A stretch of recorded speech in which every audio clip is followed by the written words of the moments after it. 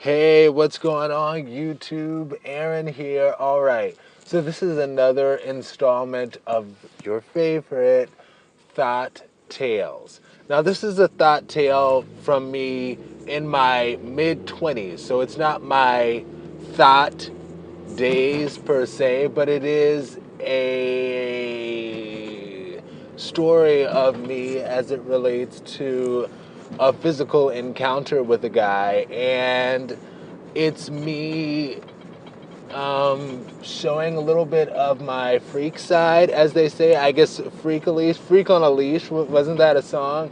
She's a freak. I don't remember how it goes, but anyway, I have a little bit of a freak side, a little bit, kind of. You know how they say like the more conservative people have the larger freak sides. Well, that for me is true. And I remember one time I dated this, and this is tangent to the actual real juice of the story. But since we're on the subject of conservative freaks, because you know they say the more conservative people, the freakier they are.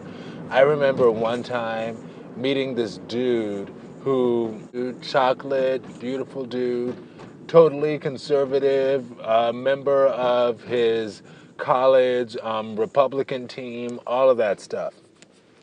And when I tell you that the night I had in bed with him was one of the steamiest nights, like, ever, I am totally not lying. Yes. So the story that I want to tell you all about today, my little freaky side. Okay, so here's what it is.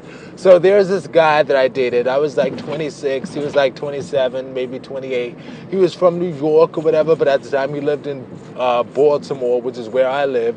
So, you know, he had the New York accent going on, turning me on and all that stuff because, you know, he talked like a straight up, you know, like dude from New York. You know what I'm saying? Like this is how he would talk, you know, straight up like Cameron or something, like straight up New York, son, yo, kid, you know, like that's what he's talking like, you know. So if you want to turn me on with an accent, talk like you from New York, talk like you from the deep south, talk like you from anywhere in Africa. Oh my gosh. But anyway, that's another, gosh, that turns me on so much. But talk like you are from, yeah, the deep south, New York, or anywhere in Africa, and you've got me melting in your hands.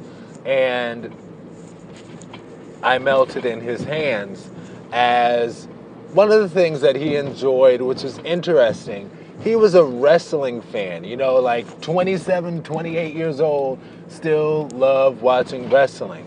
But y'all, don't be writing off the dudes just because they like wrestling, because he not only liked to watch wrestling, but he also enjoyed wrestling in real life. And his strong, sexy body, he was fine. He was only 5'6", which is, it's cool, it's cool. I'm 6'2", he was 5'6", but he was like a billion times stronger than me. He was very, very strong, and that was very attractive. I do like a dude who is able to like overpower me, but not like in an abusive sort of way, because Aaron don't play that abuse stuff, but like in a playful sort of way, you know, like when we play around and stuff, a dude who's able to be like, yeah, you know, I got you or whatever, and pin me down, and I'm like, get off me, you brute, and kiss me, you know, you fool. But he liked to also wrestle, but he liked to wrestle like for play and for real. Well, for play, but in real life.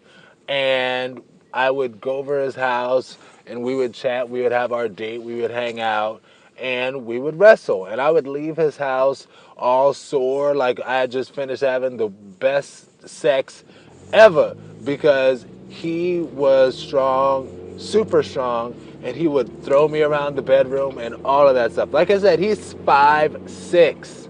I'm 6'2". He was throwing me around the bedroom, and I was so turned on by that. And one particular time that he threw me around the bedroom, he like threw me on the. He was wrestling me. You know, we were wrestling or whatever, and he threw me on the bed, and you know, I was tired because he's stronger than me, and he had worn me out. He threw me on the bed. He straddled me right on top of me, and he gazed deep into me. And I was struggling, trying to break free from his grasp, get out from between his legs, and he had me pinned down, and he gazed deep into my eyes, and I was like, oh, he got me, and now he's gonna give me the most passionate kiss. I'm waiting. Oh. And guess what he did? Pow! Punched me right in my chest with all his might. And I was like, ow! Goodness. And then he came down and he gave me the most passionate kiss. Right on my lips, his soft, tender lips on mine. And I was like, oh gosh, yes. And that was the night I stayed over his house that night. Wait, did I stay over his house? I didn't stay over his house, but I did sleep at his house for a little while. Like we cuddled or whatever. And he had his super strong arms wrapped around me. And I felt so secure. Isn't that all a guy can ask for? To feel security from his boyfriend. And I remember talking with a friend of mine about it. The Gemini, who I told you about, we'd go back and forth between dating and being friends. This particular time, we were friends, and I was telling him about it, and he was like, yeah, you messed that up. Because, oh, I remember I guess I was giving him a hard time about something.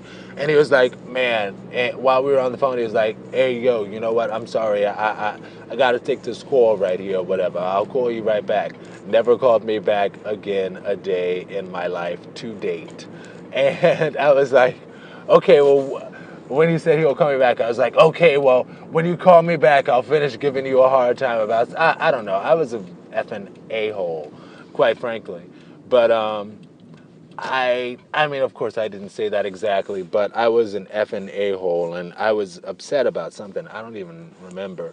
But anyway, I remember talking with my Gemini friend about it, and oh, you know what? Oh, how long is this podcast? This is exactly what it was. What he said to me, we were talking on the phone, and he was like, yeah, Aaron, I really like you. And me being the insecure bag of mess that I am, I wanted more of a commitment. I did. I'm sorry. I understand. I've grown, okay? I'm not the same anymore. But I wanted more commitment from him. And I was like, okay, so what are we? What's going on? I mean, you just threw me all around the bedroom. I have to be more than that, right? And he was like, yeah, honestly, of all the guys that I'm dating, you are number one. I like you the most. But there are some other guys that I'm dating under you. And I don't know why I forced this point, but I did. And I was like, well, what? I don't know. I wanted to be number one and the only one, even though we'd only been dating for a brief period of time. So I guess I was expecting him to cut everybody else off, which is not my philosophy now. But what he said, he was like, okay, all right. And I was giving him a hard time about that. He was like, So, hey, yo, I got to take this call right quick, but I'll call you back. And like I said, he never called me back ever. And what my Gemini friend said to me was, he was like, okay, that phone call that he got, that's when number two became number one and took your place. And you became off the charts. And I was like, wow, that's a very profound way to put something that's very true, because that's real talk. Anyway, don't let your insecurities dictate your relationships, y'all. Be confident in who you are, and love yourself and love your neighbor. Now, talk to y'all later, YouTube. Peace. Be peace. Y'all ain't nothing but a party.